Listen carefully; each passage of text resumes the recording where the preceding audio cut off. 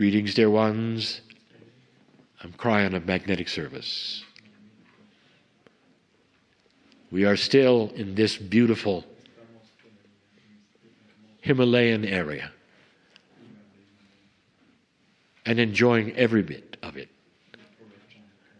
The air is clear, the mountains are beautiful, and the people are as well. The spirit of oneness and compassion is what they teach. And this soothes the soul in ways that sometimes cannot be done. Dear one, it's one thing to teach this and another to see it. This brief message, I want to be profound. They say that the Buddha himself made a statement that life is actually a dream. Now, I have said the same thing in other ways, for it's true. What it means is this, is that what you see around you exists only because you created it. That every single human being has potentials. And that the dream that the Buddha talks about is a disconnection from anything that is real. And the teaching is this: the dear human being, from the moment you arrive on the planet with a human body, everything else is created with consciousness. Some of you will say, well, consciousness doesn't happen that is able to be a creative one until you're older. But you are existing in a consciousness that others have already created. So actually, that is their construct that you arrive in. What if we told you that anything is possible, but that you have set up the actual reality you believe exists on this planet? And most of it is only a portion of what is there. We have said from the beginning that you have the ability to create your own reality. And so where do you wish to start, dear ones? Where are you? What reality have you created for yourself? And what are the rules? And if you want to make a list, the rules are this. You might say, the human will write them. What am I afraid of? How long am I supposed to live? What is it that I might catch in a disease? Why do I feel so unworthy? And the list goes on and on. And every single point on the list is something that you have created for yourself. Every single point. And the biggest one, who is God? Where is God? Instead of an empty space or a blank board with a piece of chalk, you see a board that is filled with inappropriate things that you built yourself. All of it.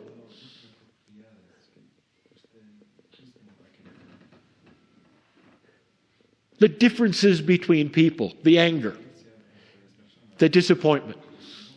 You built it. You put it there. And then you serve it. How long are you supposed to live? Well, you'll say, look around. There's an average. People die at a certain time. That's how long a body lasts, which is totally incorrect. It's only that you look around and see others' constructs, and they're living it. You might say they even worship it. And at a certain age, they say they're old. And their body hears, you're old. Things start to shut down because that's what's expected. The truth, consciousness, can keep you young, way beyond any average of a construct that others have created.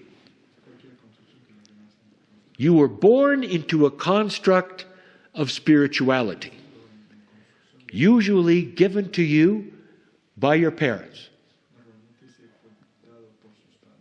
Because you're here listening to this, you've gone beyond that.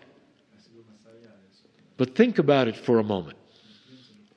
They told you who God is, where God is, and whether it was a God of enlightenment or punishment.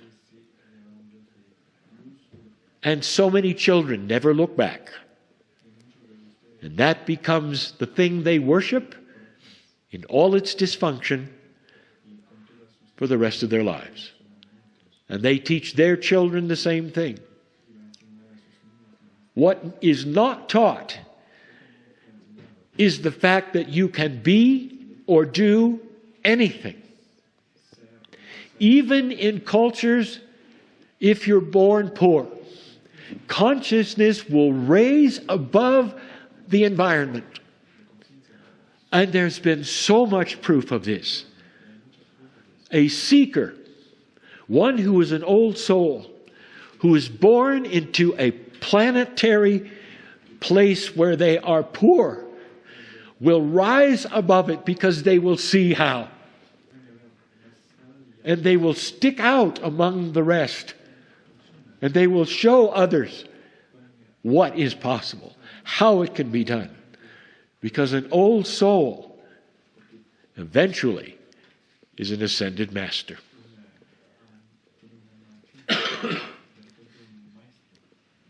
Is life a dream? Life is instead a blank sheet of paper. You arrive in someone else's construct. Draw a little hole, if you wish. That's when you arrived.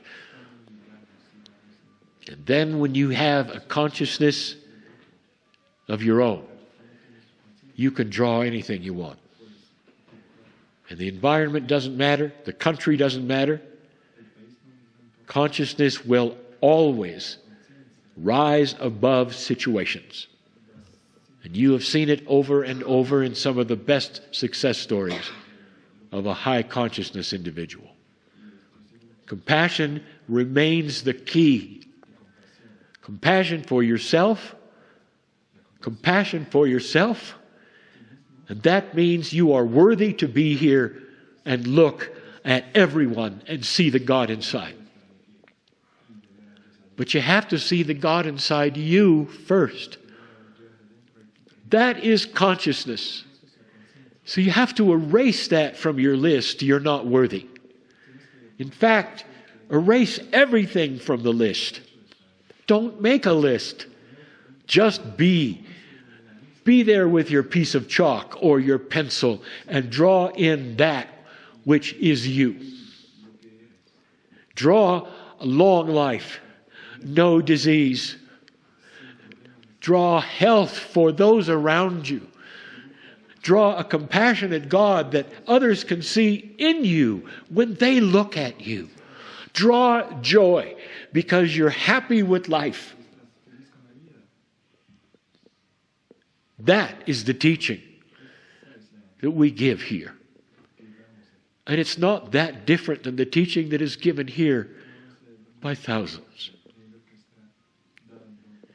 This planet is graduating.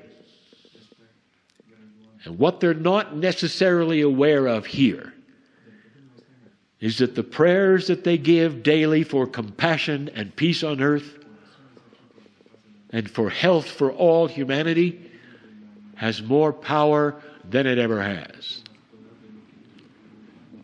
India is more powerful than it ever has been before.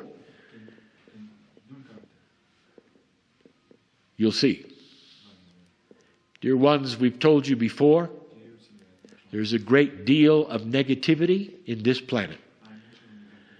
Look to the stars and the horoscope, and it will yell it to you.